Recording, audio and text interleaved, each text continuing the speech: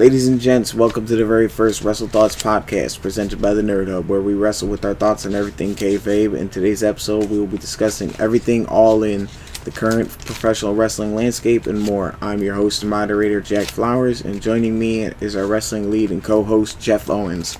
Hey, how's it going? So for everyone who's listening that's not up to date with current events in the pro wrestling industry, All In is a independent pro wrestling pay-per-view promoted and funded by wrestlers Cody Rhodes and Matt Nick Jackson, aka the Young Bucks. It took place September 1st in Chicago. They had it air on Fight TV, Honor Club, and was later uploaded to New Japan Pro Wrestling World streaming services.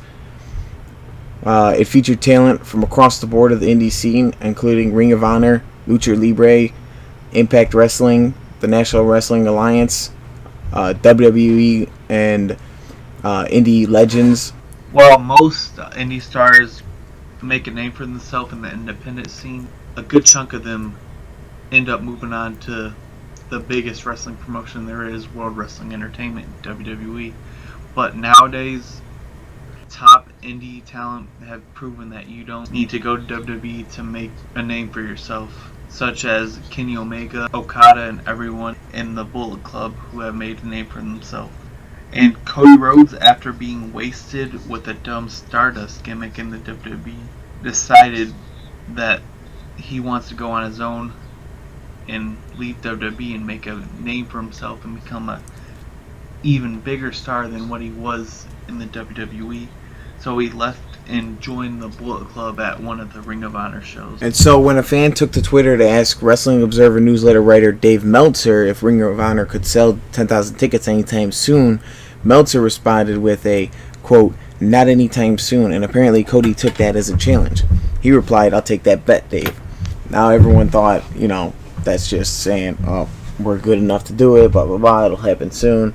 But that wasn't the case, was it? He actually took that upon himself to start a promotion that ended up being called All In, as a play on his comment about it being a bet. And eventually the idea evolved from a Ring of Honor show to a self-funded event with Ring of Honor's official sanctioning. So the Cody and the Young Bucks ended up bringing in allies from the Bullet Club, Kenny Omega, of course Rhodes' wife, Brandy Rhodes, and Cody's friend from back in the WWE days, and his little Stardust stick, Arrow actor Stephen Amell. And so basically the idea kept evolving, and this promotion became the first non-WWE WCW event since 1993 to sell 10,000 tickets, which nobody really expected. And not only that, it sold out in less than 30 minutes. Even the WWE took a few hours to sell out in Chicago. So Jeff, you're the one that showed me about this Being the Elite YouTube channel from the Young Bucks. Yes, and, yeah, I've been watching Being the Elite for a while. I stopped for a while, but then I started again just to catch up on all the All-In storylines, because I seen that there was some happening right now. Such as the the Joey murder, right? Yeah, the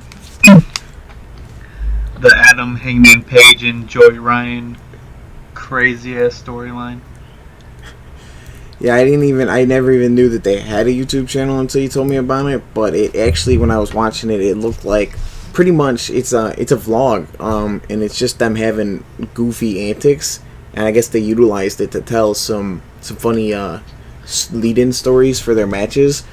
Yeah, which, they break kayfabe so much in the YouTube channel. It's crazy. Like, that would not fly if it was like in the 90s, because it was right now kayfabe's like completely dead. So everyone knows that the product is scripted. So no one makes a big deal about it now. But if it was like back then, like, people would make a huge deal about it.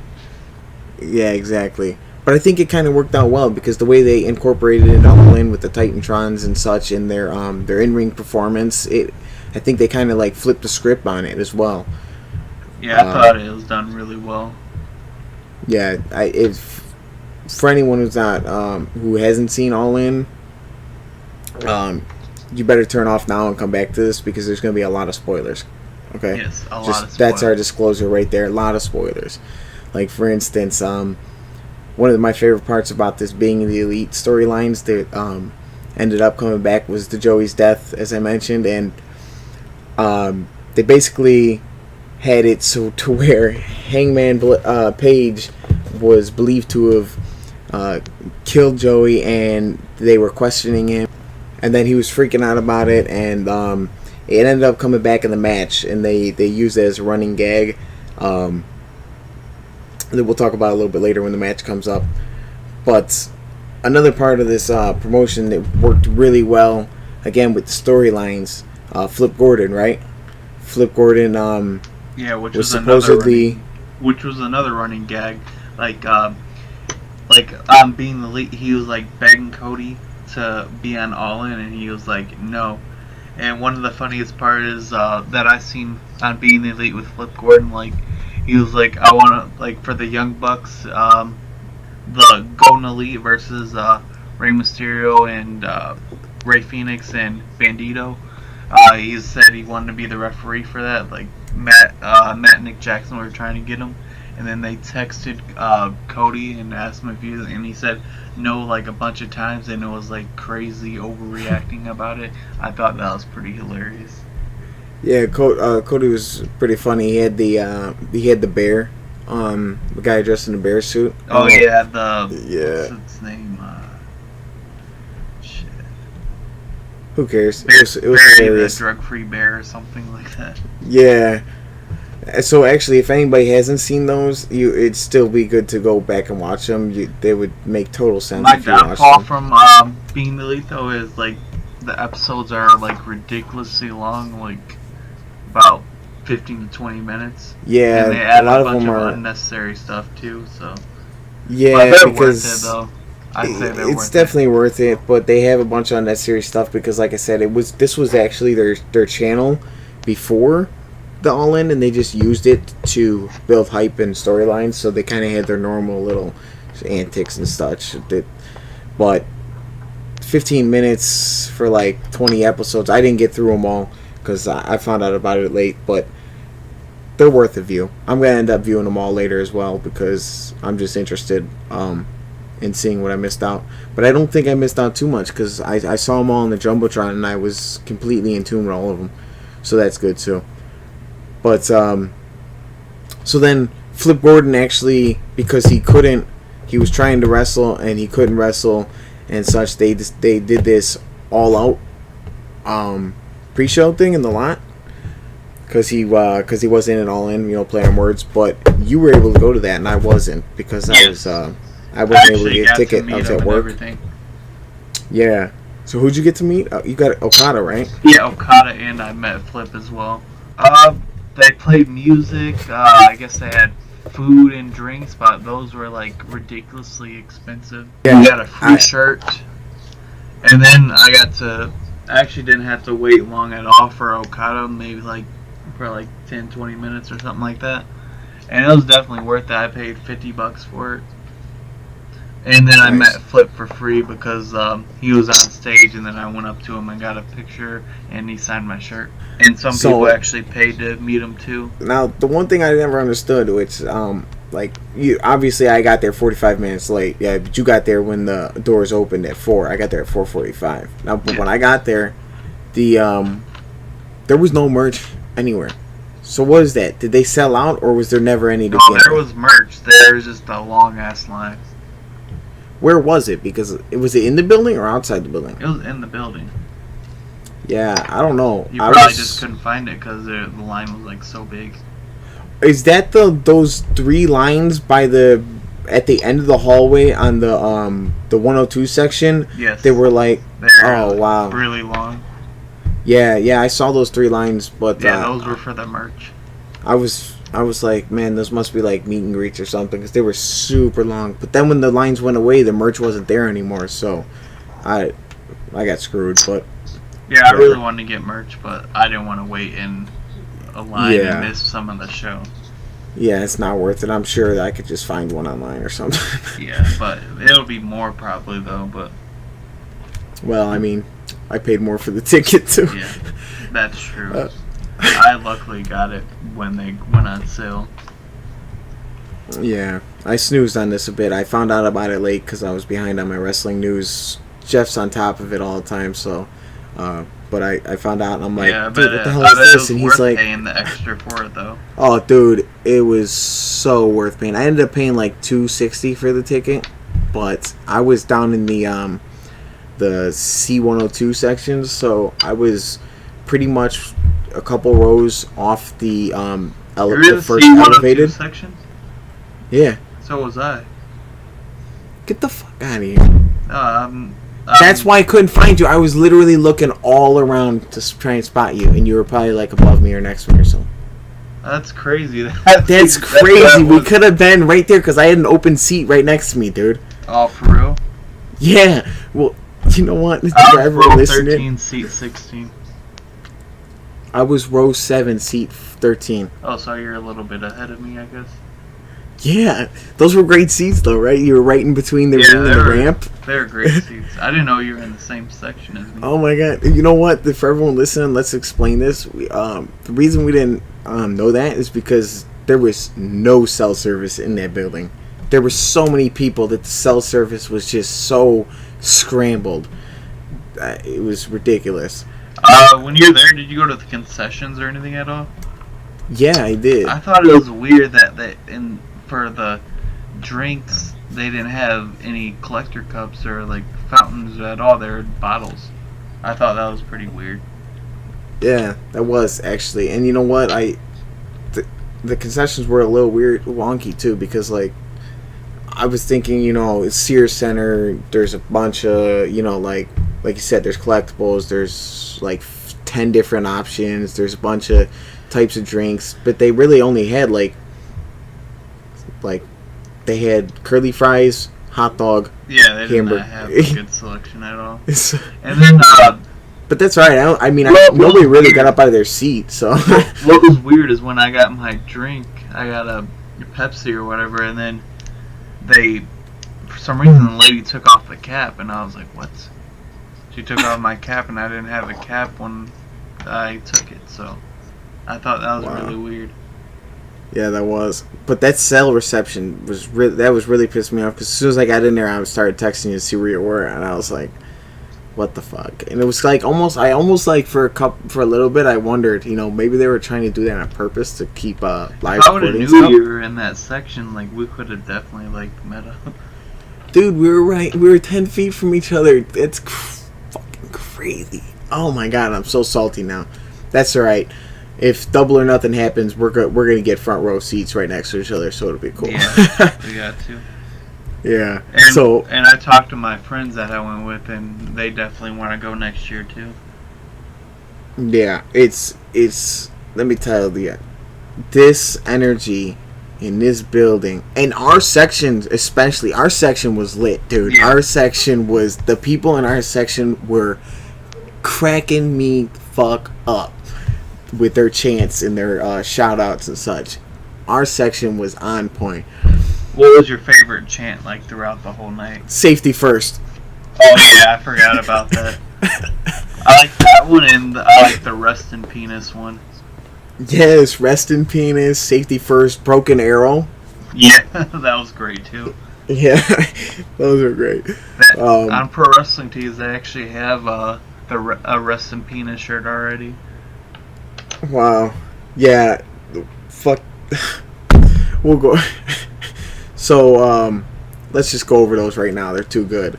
The Hangman Page match, or was it Hangman? Yeah, it was Hangman Page match.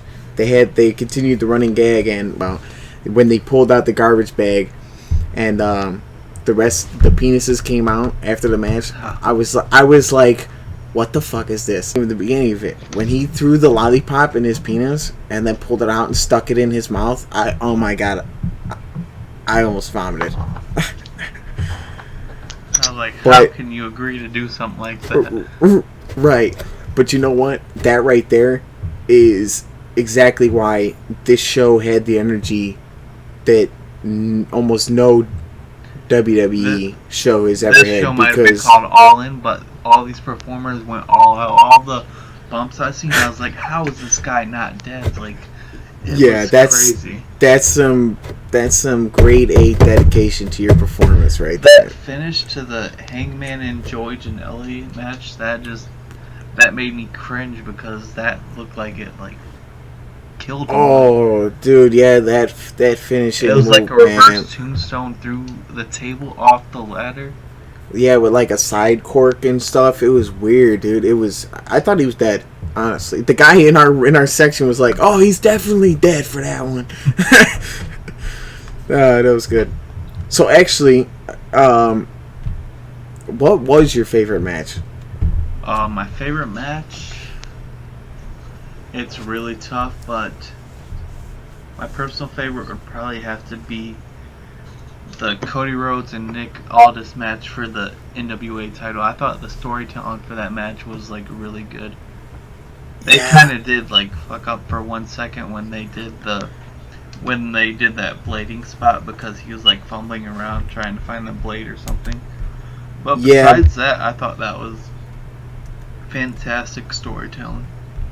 Yeah, that my favorite matches would have to be either the Rhodes Aldis or the Hangman Page match. The Marty Scurll and Okada match was also really good too. Honestly, the last 6 matches were very hard to decide for favorite match. Yeah, because that Okada, I like the storyline because Okada, he's trying to get he's a junior heavyweight in New Japan, but he's trying to get up to the heavyweight division, and everyone saying he has no chance against Okada, and he's trying to prove everyone wrong. Yeah, he's talking about Marty. They did actually, that was really good too, because when they were in the ring, they were doing more of the performance stuff. They were playing comedy, and Okada's like, "Oh, I'm big man, you can't push me," and then he comes and knocks Marty over like it's nothing. Yeah, that was actually a really good technical bout too. Yeah, it was. Yeah, all those matches were pretty solid. I think the earlier matches were a little shaky, but they're still good. Yeah, they were very entertaining though. There was not one bad match on the card. Yeah, I think that the one match I wasn't a fan of was just because of the finish was the women's Fatal 4-Way match. Which match? The women's Fatal 4-Way match. Oh yeah, there's two. Just because of the finish, the match was fine itself, but yeah, there was 2 errors that I can point out if I had for that all in. Is the finish on that was a little sloppy. You could tell that they were trying to go for a missed breakup, but it was I was confused. I was like, yeah, it was broken up. And when you looked up to the left on the Titantron, they cut it off right before the pin because they didn't want to show you because they knew they fucked up. So that was a little wonky, but like you said, the match itself was really good. And the other issue was the who was it? I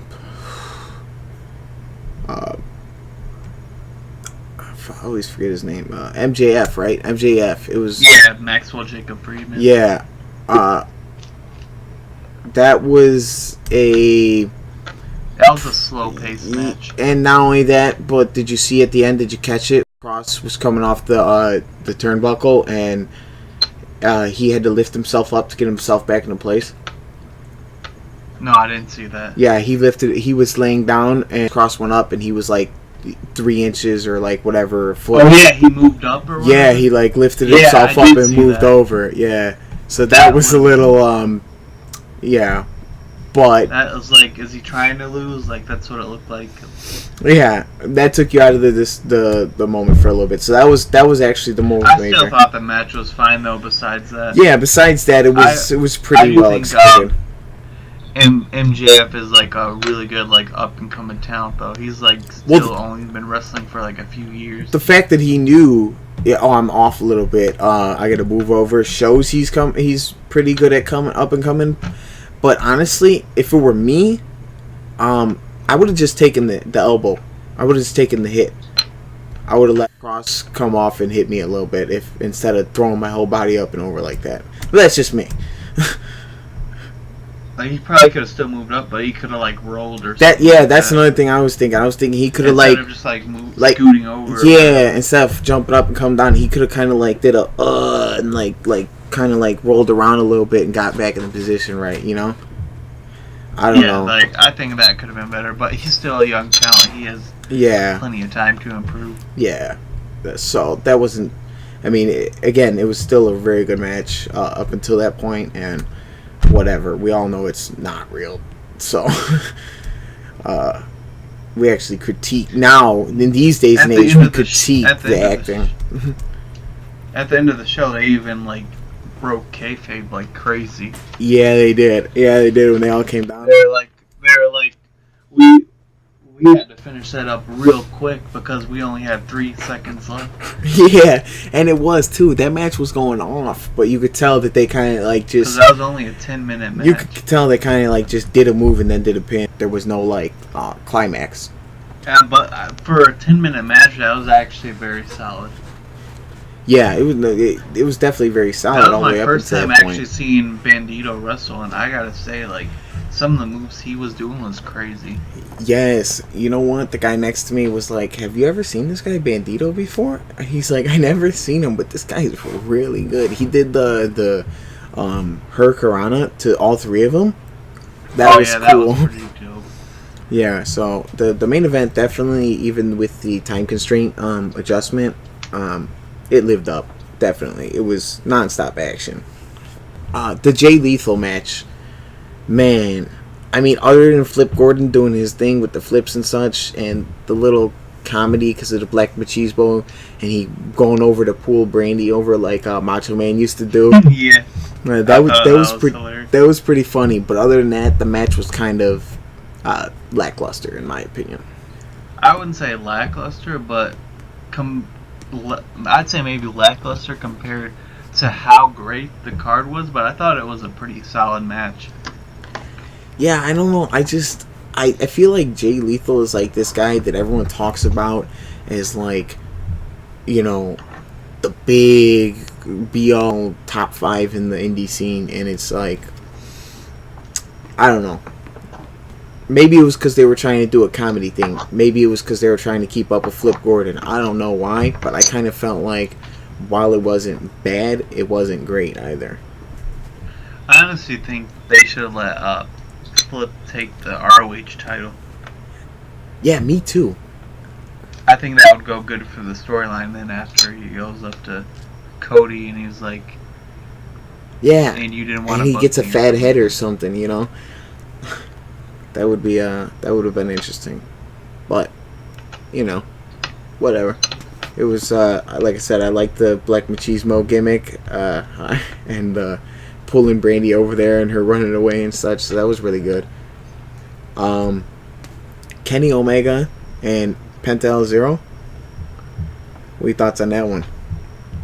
I thought that was a really, really good match. Like, it was very hard hitting. Yeah. Kenny Omega kept hitting him with the B triggers, and Pentagon hit him with his crazy moves. Like, that match itself was like really solid.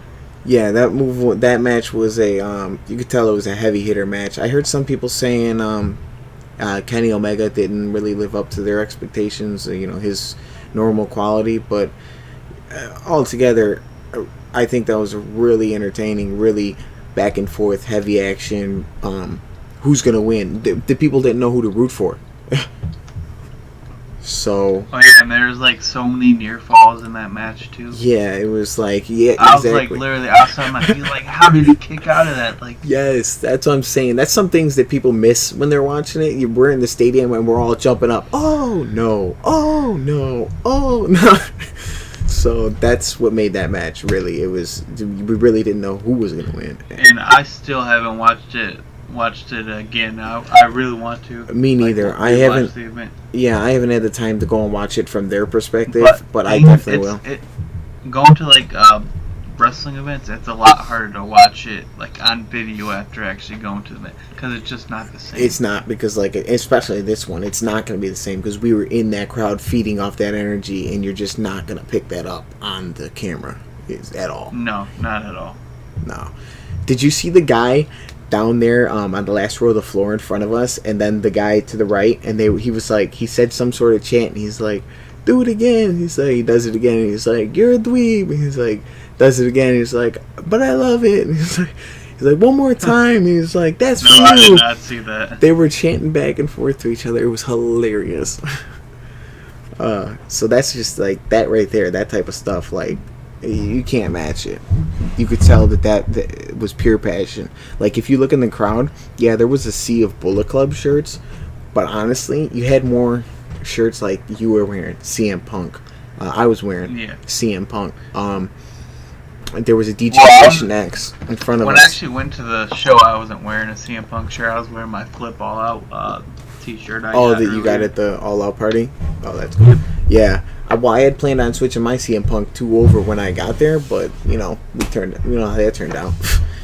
But the guys in front of us, you know, they were wearing D-Generation X. There was a guy down there on the floor who just had an Austin vest on. You know. Oh, yeah, I seen that. And someone was like, Stone Cold really let himself go. Yeah.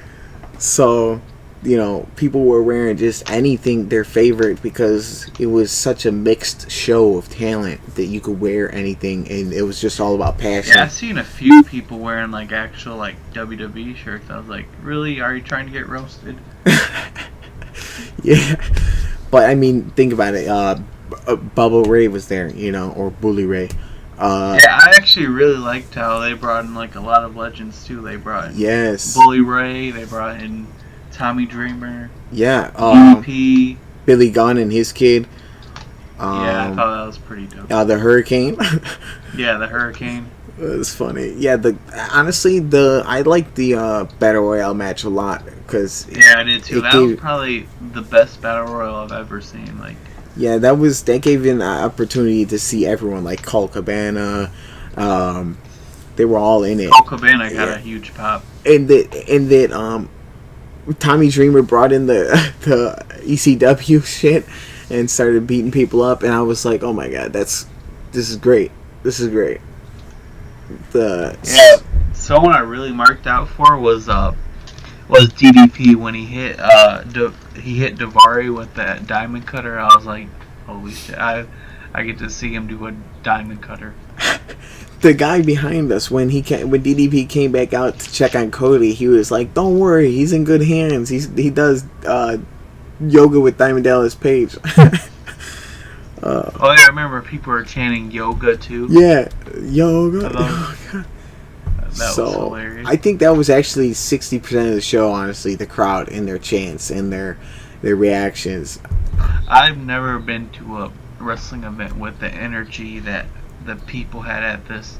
And the people that went to this event weren't just people from Chicago, though. They were from all like other countries. Yeah. Like, for the All Out show, I seen someone that came all the way from France to go to the show. Yeah, you know what? You could tell when I left, I Ubered there for $50, and when I was trying to Uber back, it was $240. What? That's because so many people had to go to Rosemont so that they could go to their hotels because there were so many people from out of town. That's crazy. Yeah, nuts. So that'll tell you something. But that's great that like so many people from all around came to one place for there permission. Was an after party too that I didn't know about and that sold out. Yeah, I didn't know about it either. I heard about it on the comments in one of the groups. Is that where you found out about it? So I think can't remember. One of my friends or something told me about it. I was like, "What? I didn't know about an after party." Yeah, that would have been cool. But like I was telling you, when I was leaving, there was an ambulance and a fire truck that came through without their sirens on. So, you know, that's not surprising if it's for one of the wrestlers because those moves were just moves the WWE wouldn't even attempt. I don't even know how much they got paid either because I'm pretty sure they got a good payout though. I think I mean, they had to have. They made a lot of money off this, but if they didn't and they did those moves, I mean, it's not worth it. Well, I mean, at the same time, that's some dedication to passion, and that's why this event was so good.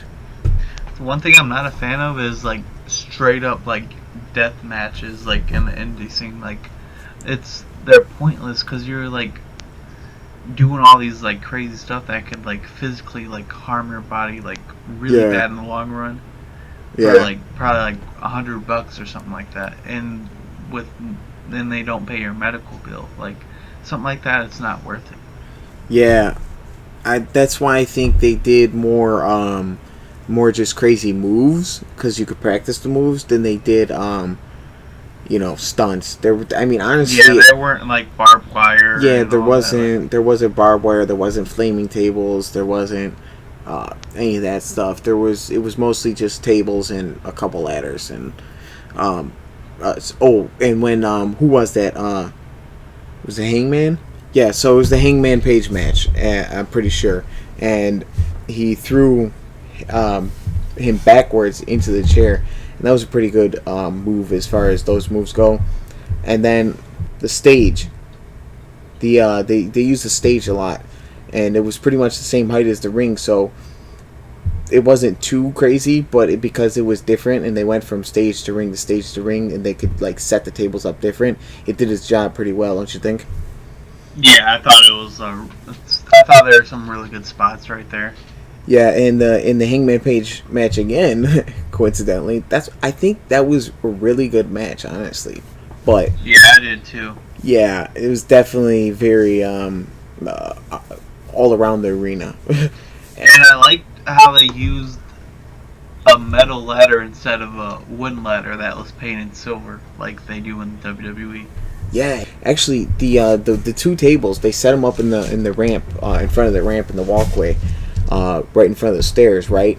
And they were supposed to go through both tables, and when he did the jump off, he went through the first table and hit the floor in front of the first table instead of going through both tables. So that was another pretty noticeable thing, but it kind of was like for the better instead of the other two were like lame. Yeah, and then at the end, that nasty spot that was from the ladder to the table with that reverse tombstone, that was sick. Yeah, that was wow. That was great. Yeah, it was great. And then at the end, they showed that video of Joey Ryan, like he was dead, and then it showed him getting an erection or whatever, and then he comes out, and apparently he's back alive, and it comes with this like a bunch of these like dudes dressed up in like dick costumes or whatever. Yeah, which was really hilarious. Yeah, and they start coming out, and it was kind of like an Undertaker, the Druids coming out in the purple, and then Joey Ryan comes out and he starts rubbing the oil on himself and dropping the lollipop and such, and then they carry him off. The penises carry him off up the stairs, which was hilarious, and that's actually I kind of predicted the Joey Ryan come back alive thing. I originally said that he was gonna come and cost Hangman the match, but like he ended up coming after the match, which was still great. Honestly, I prefer that he came after the match. I think because that ending was so good. Yeah, it was really good. To just throw the comedy on top of it rather than trying to incorporate him too much. But perfect. A lot of people hate Joey Ryan because of his gimmick, though. Oh yeah, the wrestling penis. I know. And the fact that he flips people with his dick, people hate that, but I think it's hilarious. People take it too serious. Like, we know it's scripted, so like, why not have fun with it sometimes? Right. Gimmicks like that, if they work, they work. If they're over, they're over. It definitely worked. Don't complain. Because when he forced Paige to grab his dick and then like let go, and then he couldn't get off it, like the dick took hold of him and then flipped him. That was hilarious. And that's his signature move. Anyone who has a problem with that is just like, you're not too serious. Yeah, you're too serious. It's supposed to be funny and fun and loose. People are like, wrestlers don't respect that or whatever. Like legends have taken that flip. I know Mick Foley took the dick bump as well. So like, Yeah. apparently, if people had a problem with it that were booked on the show, they wouldn't do the show. Yeah, no, I think at least half the stadium would agree that that was hilarious. So, Yeah, it was. yeah. And then the other match we're missing would be, actually a couple matches we're missing. The SCU matches. Oh yeah, I love the finish to that match. Well, you had the one with the Briscoe brothers, which was Briscoe brothers and SCU. Yeah, which was solid. It was all around up to par, is what I should say. It was up to par for sure, especially for a first match. Opening match. Yeah, opening especially match. for a first match. That pre-show has to be like, I'd say probably the best pre-show I've ever seen. Yeah, with the battle royale over budget battle royale, and then that tag team match, that was pretty solid. And that match was like very high paced and all that, and very hard hitting. The flip that Scorpio Sky did over the rope, I thought that was pretty great. And then the ending to the match where He did the springboard Doomsday device. Yeah, they're going for the Doomsday device, and then Frank Kazarian caught him and went for the reversed it. Yes, that was then good. The other guy was gonna go break it up, and then Scorpio Sky came and hit him with a knee. I thought that was, I think maybe one of the best finishes of the night. Yeah, I mean, I've never seen that finish before. It seems like every time we talk about a new match, we're like, "Holy shit, this is a really good match. It might be the best something, best this, best that." That finish was gold. Yeah, and then the other SCU match would be Christopher Daniels, Stephen Amell. Yeah, I thought that was a pretty solid match too for Stephen Amell, who's not even a wrestler, right, to put on a match that decent. I thought he did really well. Yeah, he's never taken a lesson. He even said it. Never took a lesson. Never, he's not a professional wrestler, and he did a coast to coast. Yeah, that was it wasn't perfect, but it was a pretty solid coast to coast. But it made contact, so yeah. As far as I'm concerned, for someone who's never wrestled, that's good. He got put through a table and everything. Yes, they went through the table, and that's when they started chanting "Broken Arrow." Oh, and people were in the crowd like, "Come on, he still has to film Arrow." Like, oh, the guys behind us were like, "Your show sucks." I seen someone with a sign that said, "Who the fuck is Stephen Amell?" Yeah. Oh, and then you found out. We didn't notice it from where we were standing because we didn't see it like on TV like them. But you found out about Prometheus, Josh Shigara or whatever his name is. Yeah, I seen that. I was like, oh, I knew that guy looked familiar, but I didn't know it was him. Dude, I wasn't even paying attention to the guy coming out with him. As a fan of Arrow and professional wrestling, I thought that was pretty awesome. Yeah, that was he cool. Brought him out. And he had his own Prometheus club. That was cool. And they're supposed to hate each other on the show, but then they come in, and then he's just like accompanying him to the ring. Yeah, that's funny. And then, I don't know why he didn't stay with him at ringside or something. He was when you told me that, I read into it, and apparently he was at SummerSlam too when he faced Cody and his brother. Oh, was he? Yeah, so I guess they're like tight now or something. Yeah, I guess so. But I mean, I think that's all the matches, and so far we've only had like 3 or 4 complaints, as minor complaints. Is that all the matches? Hold on. What were the matches? Because it was Briscoe Bros and SoCal. It was over the budget. It was Cross and MJF. It was CD and Amel. It was the women's, which Tessa Blanchard won and had a bad ending, but overall solid match. The Aldis Rhodes, which was great. The storyline to that was phenomenal, and it was a very solid match altogether. Then it was the Hangman Page and Joey and Bad Boy with Joey coming in. George. Yeah. That was a street fight, which I thought was pretty. A Chicago street fight, that was awesome, and for those two characters too.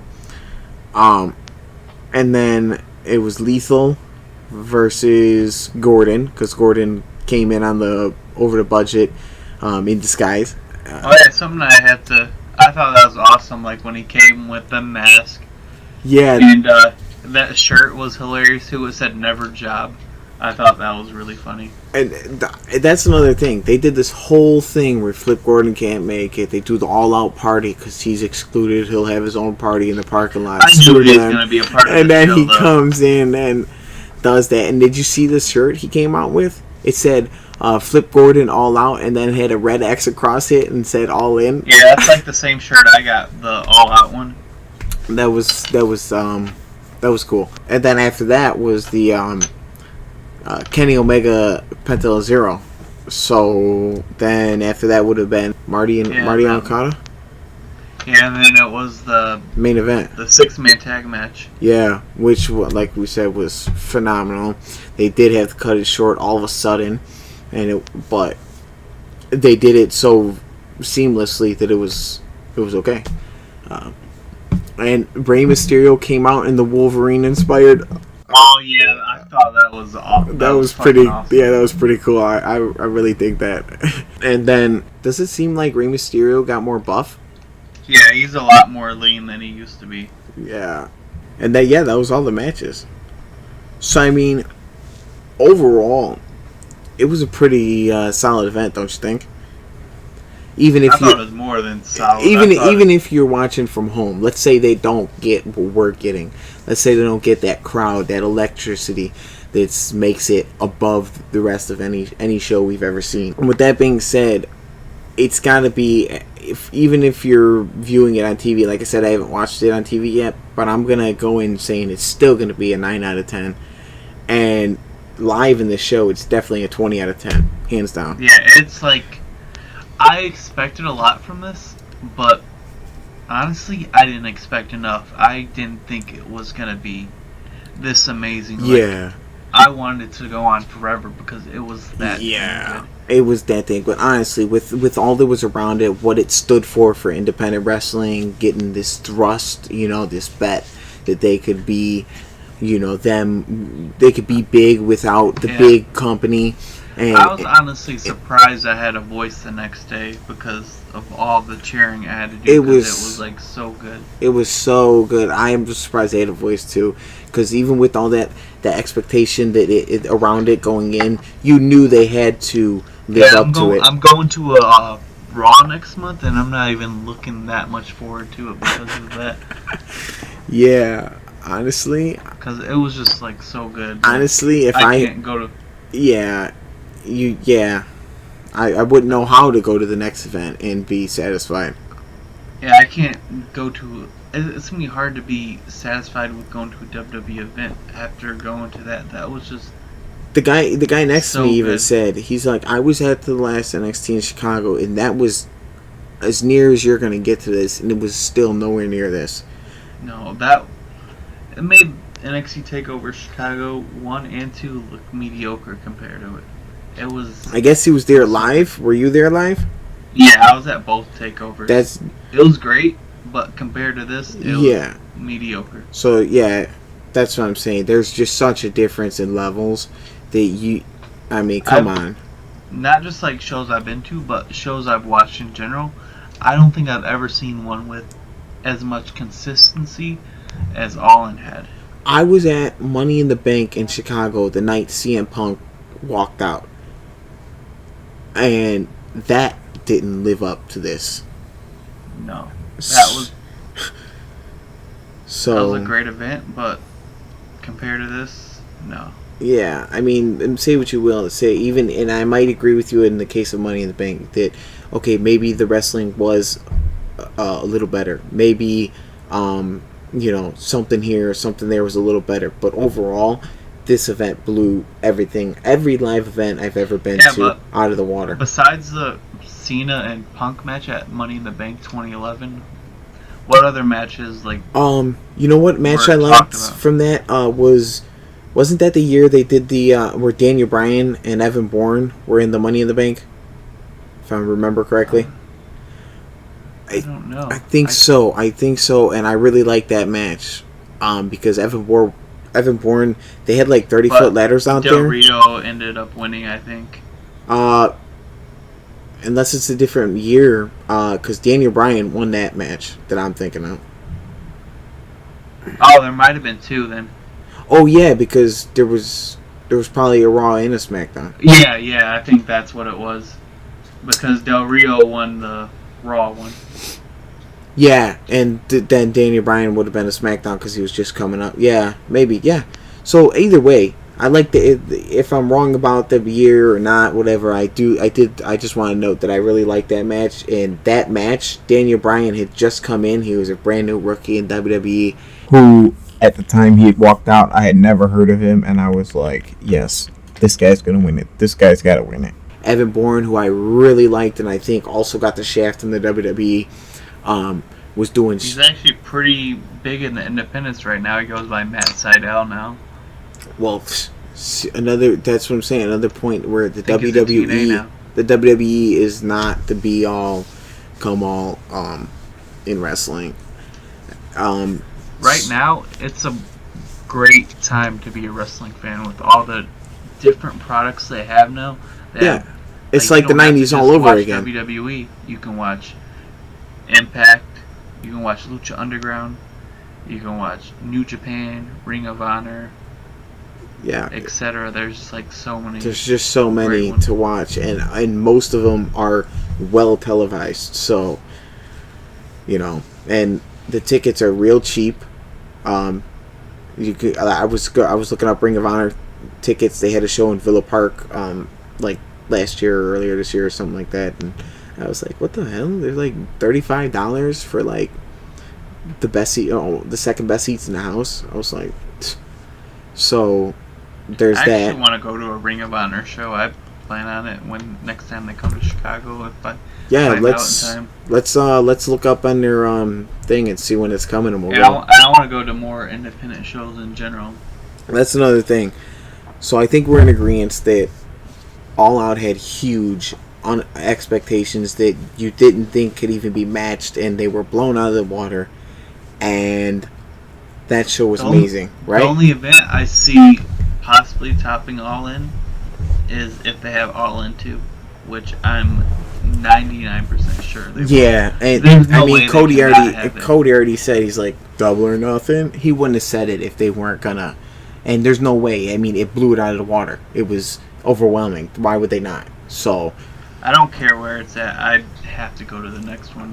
Which, speaking of, end of the show, the very end of the show, when they went off the air, wasn't that the greatest thing you ever freaking seen?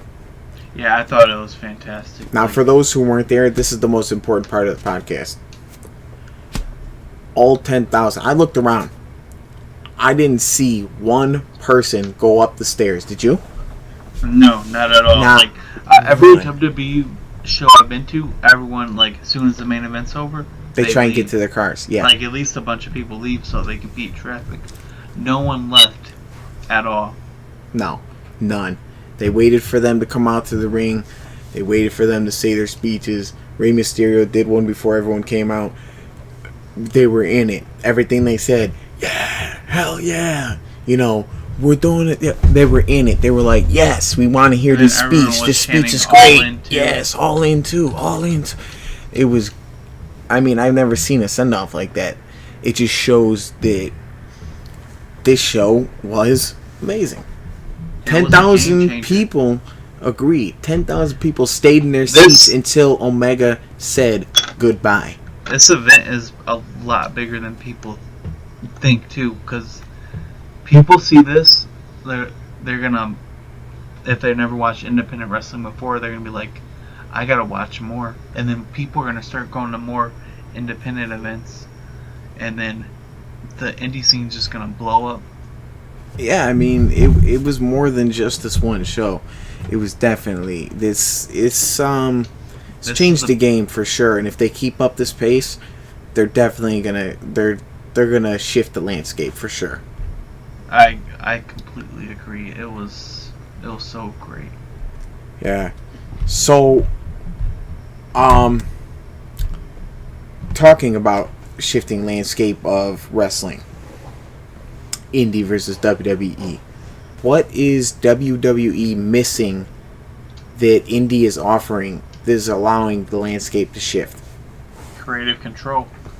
The thing about independent wrestling is you get to be whatever character you want to be. You get to choose like what you want to do. WWE, you just do whatever creative tells you to do. Yeah. You are what it is. Independent wrestling. You are independent. You get to do whatever you want creatively with your character. And because what WWE does. Yeah, and because of this, a lot of talent gets wasted, because if you don't want to do what they want to do, you just sit in the back room. And instead of people going out to take the initiative, because that's what happened with the Attitude Era. They allowed people to do what they want. People went out and took initiative and fought for it. And in recent years, they've stifled this. They haven't allowed these wrestlers to have the creative control. They haven't allowed them to try and prove themselves with these different gimmicks. They just tell them, okay, you're going to sit back and you're going to be our pawn in this shitty story we're telling. And that's the bottom line. And that's where they're failing. There's no, and the WWE is trying to make it more like a MMA, if you caught that. They're trying to do it competitively because they have the superior wrestlers. And while that's all fine and dandy, as All Out or All In proved, if you're not having fun in the ring, then the crowd is not having fun either. Yeah, if you want to be a wrestler, do it to have fun. Don't do it just for a paycheck. Right. Or you're not going to enjoy it. You're supposed to enjoy it. You're supposed to have fun with it. Be creative. I mean, that's pretty much that's it right there. The wrestling has always been about wonky, zany, be creative, be goofy, be new, be fresh, be funny, be enjoyable. Do something nobody else has done. When everybody is just, a muscle. Yeah, everything's like a recycled character and whatnot. Yeah. Be original. And it's like they don't even allow them to do that. And that's why CM Punk had that blowout. People like Cody Rhodes leaving. It's been coming for a long time, honestly. It's ever since they dominated the scene. Exactly. Now, what can the indie circuit do to match WWE's production level? That's the harder question. Honestly, to match their production level, I don't see it happening. But they could come close, like invest more money into production or whatever. But well, if they keep the one thing WWE will have that the independent scene will never have is capital. Great production and lots of money to put into the production. Yeah, so I mean, honestly, they're gonna if they wanna come to even close to that level, what they're gonna have to do is keep doing what they did at All Out. They're gonna have to bring all of these brands together. They're gonna have to do it at least 2 times a year, eventually, because it's gonna be good for all brands. Ring of Honor, Impact. It's good for all of them because just bringing that attention is good for them. So go ahead and sanction it. And then this money will be able to invest bigger shows. And then those people who love those shows will go bring money individually to these different promotions. So honestly, just keep doing things like All Out. Bring everyone and show that they're free to do these things.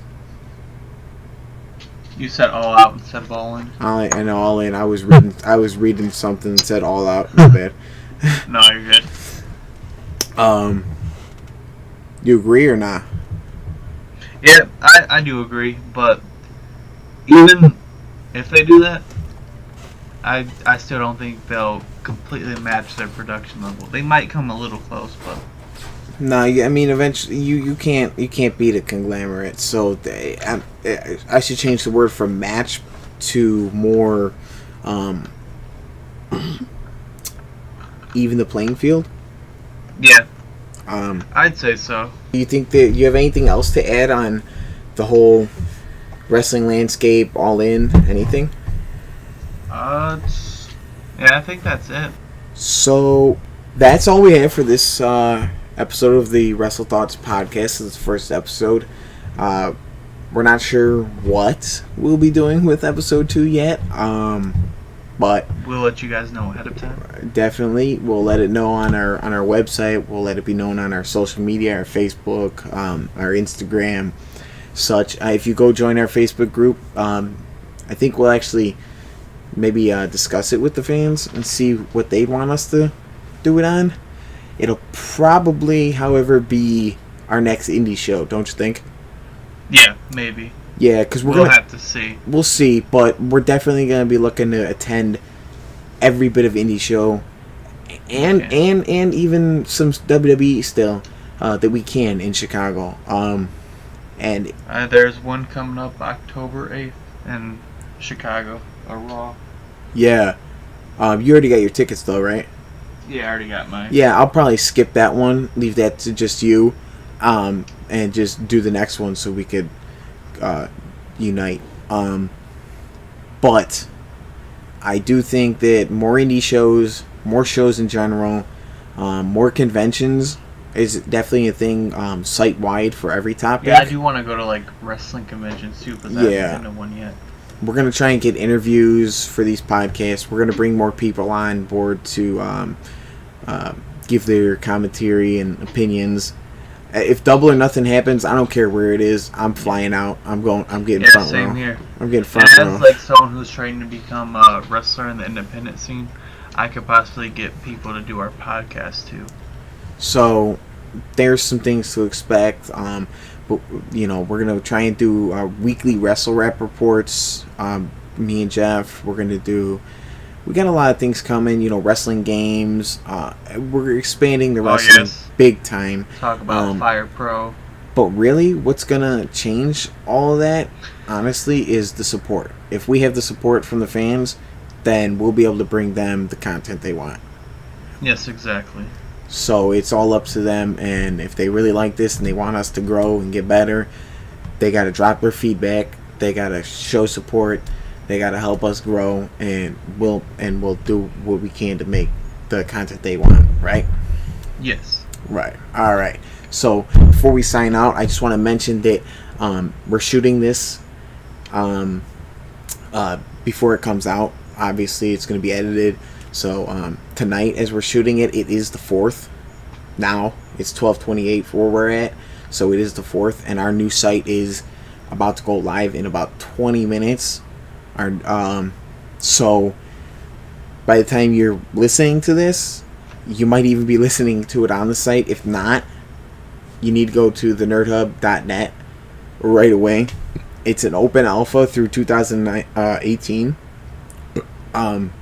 So be sure to explore it, check out what we're doing, check back continuously, and give us your thoughts on what type of site you want.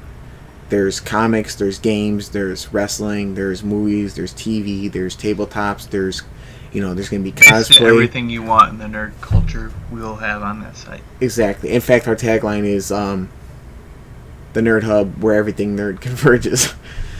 So we have a bunch of social accounts which you can check up on soon enough on our website. We'll have a whole page dedicated to it, a whole Streamers Coalition page, all kinds of stuff. So be sure to give it all a look. Follow and subscribe us anywhere you can find us so that we can keep bringing you what you love. All right, we'll see you guys in episode 2.